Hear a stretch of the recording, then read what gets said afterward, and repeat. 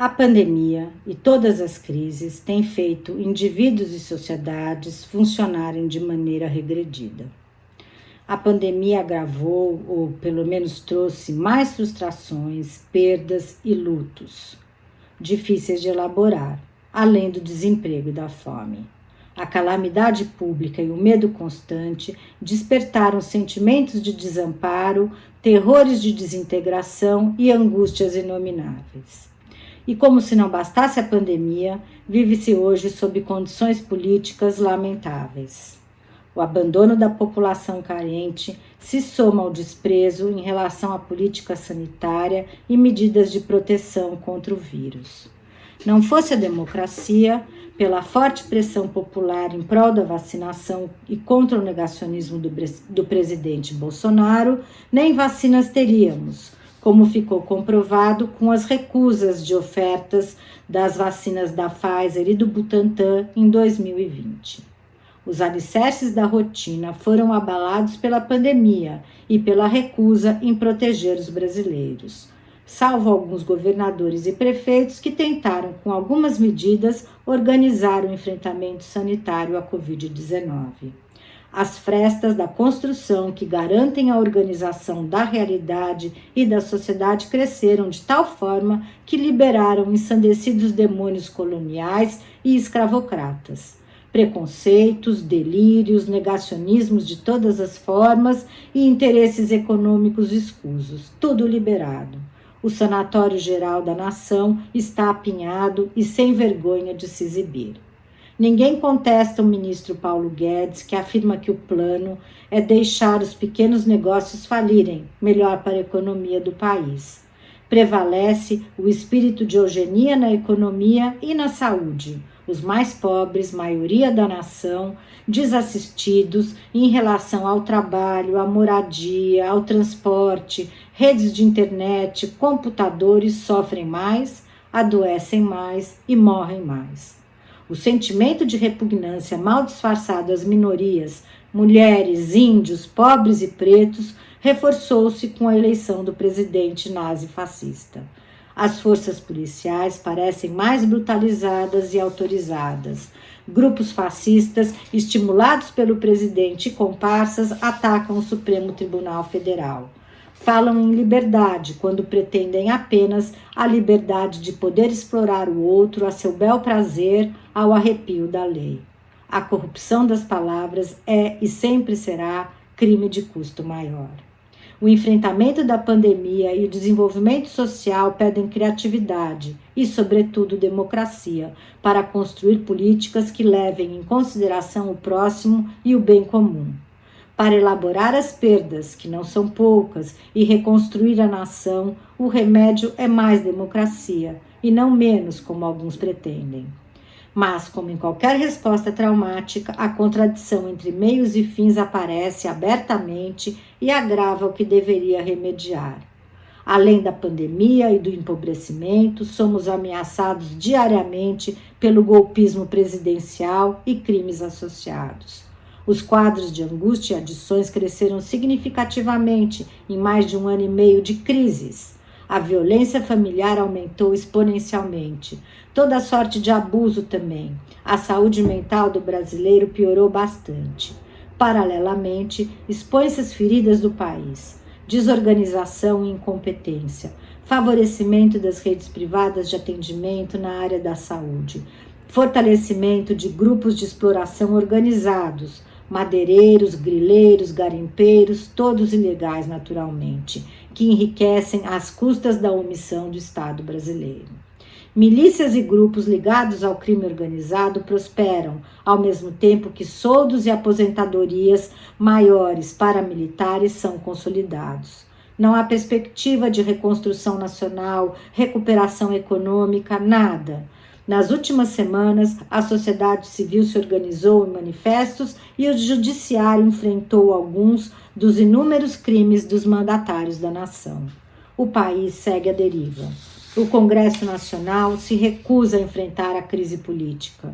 Vive-se o clima de salve-se quem puder, oposto da democracia, que coloca no mesmo barco minorias e maioria para contemplar todos os salvamentos. A democracia, embora imperfeita, procura ainda com transparência e racionalidade enfrentar mazelas sem desproteger os mais desprotegidos. Democracia que no momento significa vacinação, liberdade, educação, trabalho, comida, sobrevivência e desenvolvimento do país, versus caos, fome e morte. Que a democracia possa ser forte o suficiente em meio à somatória de crises, para que a justiça prevaleça em meio tão injusto e desigual.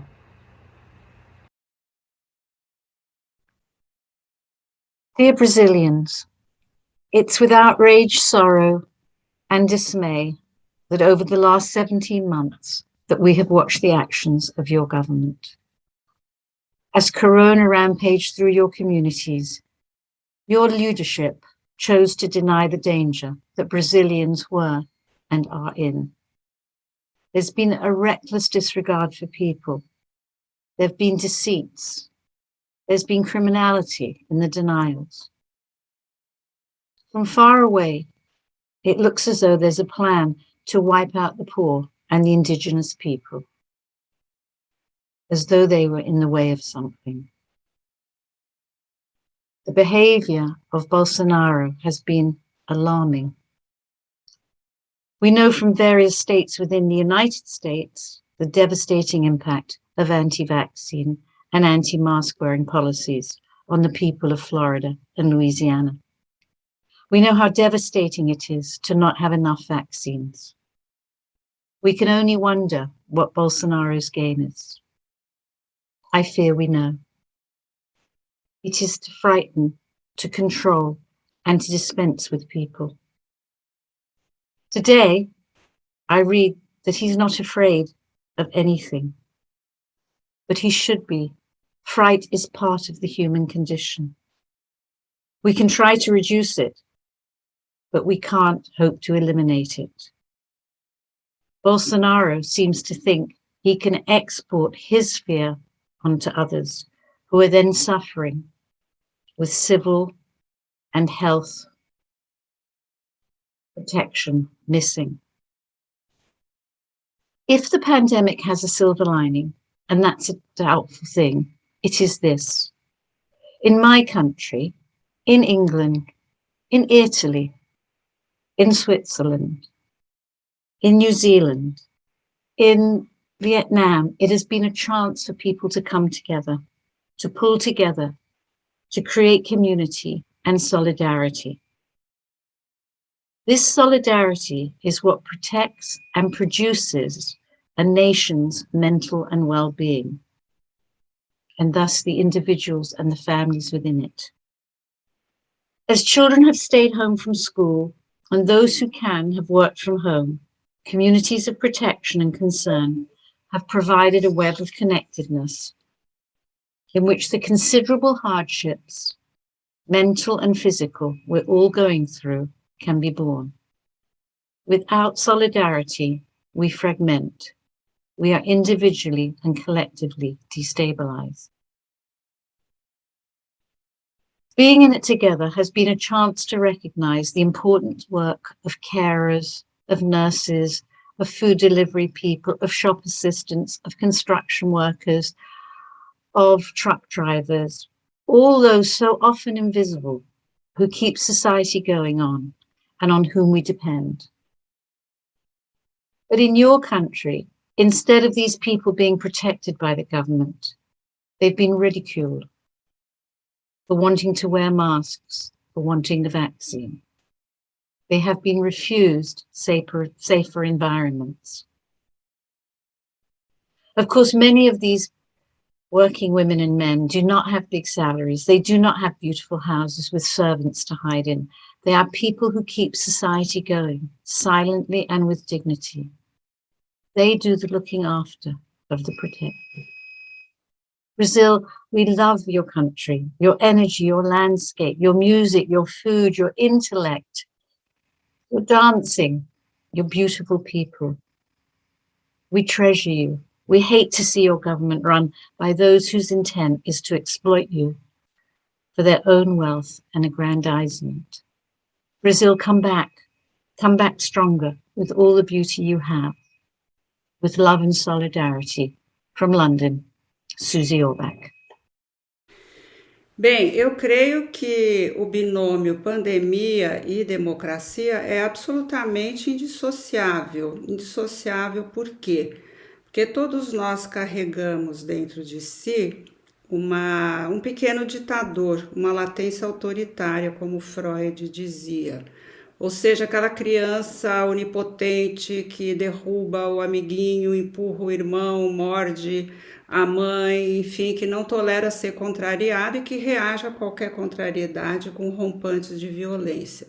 Então, essa criança depende da qualidade da contenção no interior do laço familiar, que por sua vez está dentro do interior do laço social numa escala diminuta. As coisas se interdependem. Ou seja, existe uma relação de troca. A criança renuncia a parte mais violenta da sua agressividade e se identifica com um adulto significativo cuidador. Então, disso depende uma boa qualidade da contenção, depende dessa barganha, do que o cuidador também vai lhe dar em troca.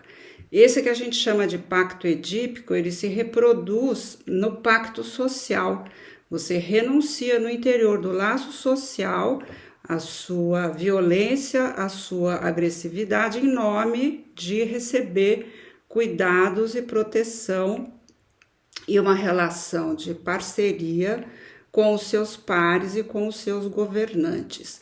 Numa situação de catástrofe, qualquer situação de catástrofe faz aflorar essas pautas que a gente chama de regressivas, né? Corre o risco de aflorar dentro de nós o pequeno ditador. Então, se no interior do laço social você não encontra os cuidados necessários e nem a qualidade de contenção, a gente corre o risco de entrar na barbárie, que é o momento crucial que nós estamos vivendo agora. Casi 3 años atrás, en la víspera de la elección que consagraría al actual presidente del Brasil, escribí que había momentos en que no cabía refugiarse en ninguna supuesta neutralidad, donde suele ubicarse a los psicoanalistas. Una seria amenaza se cernía en ese momento sobre nuestro continente y lo ocurrido en estos años no ha hecho más que confirmarla. Hoy Brasil, y por ende Latinoamérica, está en peligro. Coquetear con la idea de que puede interrumpirse la democracia para cualquiera que recuerde nuestra historia reciente es obsceno. Y cuando alguien imprudentemente juega con esas cartas, debe ser denunciado. Hablo como un extranjero, ciudadano de un país vecino, que ama Brasil y su cultura. Hablo también apenas como un psicoanalista y practico un oficio que sabe reconocer a los librepensadores, pues los fabrica. Pero también sabe reconocer a los canallas y está advertido de su peligrosidad. Cuando se corrompen las palabras, se corrompe y se erosiona el lazo social, y las consecuencias son impredecibles. Los latinoamericanos tenemos una historia trágica y sin embargo llena de promesas. No podemos permitirnos poner en riesgo el único sistema de gobierno que nos promete un continente menos injusto, donde las mayorías puedan ser oídas, donde las minorías sean respetadas. Cuando lo que importa está en riesgo, todos, cada uno desde nuestro lugar, debemos hacer oír nuestra voz.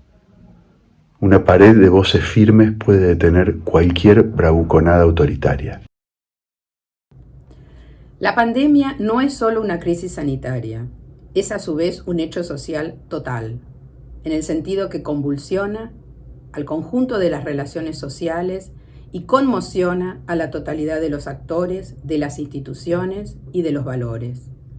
La situación deja al descubierto lo que se denomina el paradigma del cuidado, tanto en lo que compete a lo individual como a lo colectivo, ya que el virus se trata de algo que penetra en el cuerpo individual y colectivo, que lo ha alterado y transformado. La pandemia viral y sus consecuencias psíquicas y socioculturales parece haber acrecentado las tendencias al odio, dejando al descubierto las líneas de fracturas socioculturales y psíquicas. El miedo, la incertidumbre y la ansiedad se convirtieron en la parte normal de esta nueva normalidad. El impacto en la salud mental no es igual para todos. Hay grupos y personas que por su momento en el ciclo vital, o bien por condiciones de mayor vulnerabilidad personal y social, requieren más acompañamientos y cuidados, porque son más propensos a desarrollar impactos subjetivos. Es importante poder ofrecer un espacio a las mujeres y los niños víctimas de violencia, a los niños pequeños y adolescentes, a las personas que están solas, a las personas que tienen padecimientos en salud mental, al personal de salud expuesto a tareas estresantes, a aquellas personas que atraviesan situaciones de vulnerabilidad social extrema. Atender la salud mental, darle importancia y considerarla es brindar asistencia terapéutica. Pero lo más importante es acompañar con cuidados, con escucha y con políticas públicas. Para ello, es importante organizar los espacios para esa atención, pero también no hay que descuidar la intervención desde el Estado para organizar y garantizar un mañana posible donde podamos volver a proyectar la vida. Me solidarizo con todos los colegas y compañeros de Brasil en este momento tan difícil. Olá, gostaria de começar por vos cumprimentar e agradecer ao Plínio Montanha o convite que me levou a viajar na minha história e na dos nossos países. Durante o tempo do fascismo em Portugal, estive ligada à resistência. Conheço o sabor amargo da repressão e a indescritível vivência da liberdade, tal como muitos de vós no tempo da ditadura militar. Solidária com os vossos movimentos de luta, orgulho-me pela idoneidade manifesta pelos colegas brasileiros por não ficarem aprisionados numa pseudo-naturalidade psicanalítica. Assistimos a uma reorganização da geoestratégia política mundial, onde o espaço de negociação para pactos sociais se restringe. Assistimos à dilapidação de conceitos e instituições que concretizavam um modelo de Estado democrático, minando a confiança da comunidade nos seus representantes. Nessa desilusão ligada à corrupção, incremento de notícias falsas, distanciamento do sistema político do terreno social, surge um desamparo que só é mitigado por discursos simplistas e impositivos, no que Biane denominou por relação de dependência. Por outro lado, em termos de ideias, surge-nos a dúvida se o próprio conceito de democracia não representa uma espécie de supremacia ocidental que tem negado a sua própria construção. A pandemia veio intensificar o sentimento de desproteção e de regressão e evidenciou o desprezo dos regimes pela saúde das suas comunidades, na negação da importância do vírus, na desproteção dos mais frágeis. Durante a pandemia, houve duas figuras que se destacaram pela sua perversão, pelo seu total desprezo pela vida e sofrimentos humanos. Refiro-me a Donald Trump e a Jair Bolsonaro. Se pensarmos nos movimentos históricos, oscilantes entre a idealização e a desilusão, verificamos que nos desilusão o espaço de concretização de agendas políticas não negociadas com a comunidade aumenta. Para os apoiantes de Bolsonaro, o seu discurso é o certo, o que transporta a esperança de conter a violência e a fragmentação, independentemente de implicar a perda de liberdade e do direito à diferença, como se estas tivessem provado que diluem e fragmentam as instituições e a vida em conjunto. Para a população é assonado com o Eldorado da ascensão social e económica num mundo aconflitual.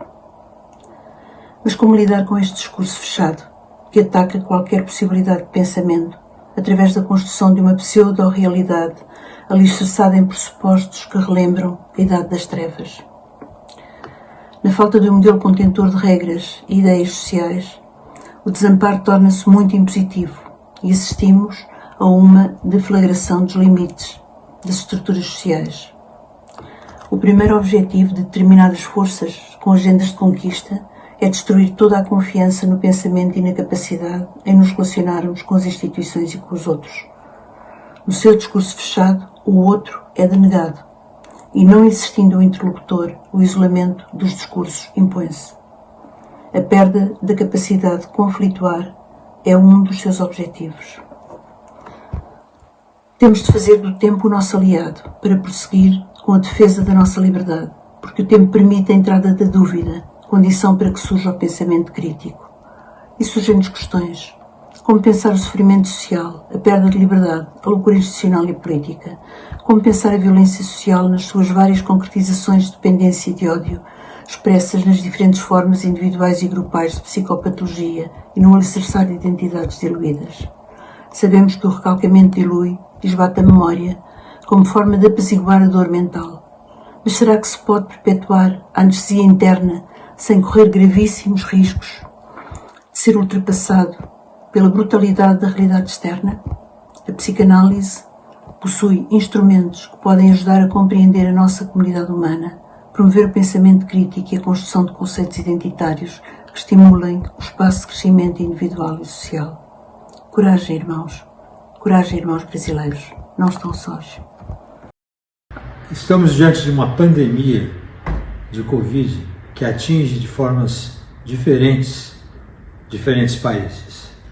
No Brasil, ela é uma epidemia em si própria, ou seja, existe um surto da doença que atinge nada menos do que 20 milhões de pessoas.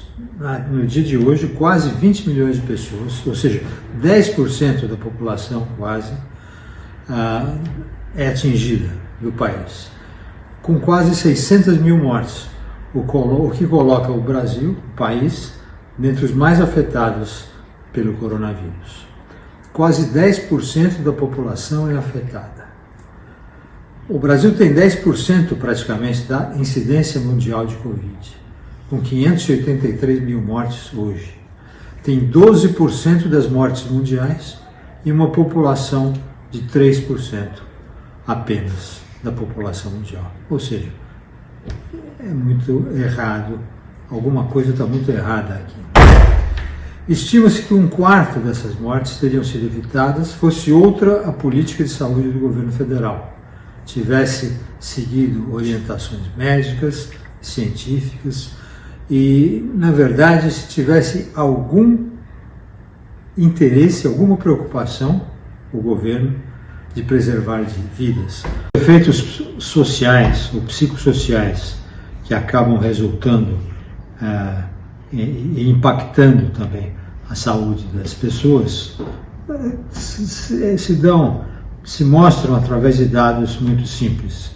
172 mil alunos deixaram a escola no primeiro ano da pandemia, né? Existe uma cicatriz enorme no trabalhador pouco qualificado que foi perdendo o emprego. Os efeitos dos desempregos, desde sempre se sabe que são enormes. O número de óbitos de seus lutos e depressões, né? 60 mil pessoas em situação de pobreza, pelo menos, né? Diminuição do PIB, do comércio, aumento do impacto sociodemográfico. Para combater o Covid, a democracia, o Estado democrático de direito foi e está sendo fundamental, através de imprensa, através das diversas instâncias sociais, através de informações trazidas pelas universidades, através das descobertas da medicina, né? Que vão revelando o estado da arte no conhecimento do Covid e da pandemia. E frise-se a revelia do governo federal. A gente precisa lembrar que a Constituição alemã, feita após a queda do nazismo, depois da guerra, na reconstituição da Alemanha, tem como artigo 1º a ideia, a postulação de que a dignidade humana é inviolável. A dignidade humana se defende com democracia. E esta nós temos que defender para valer.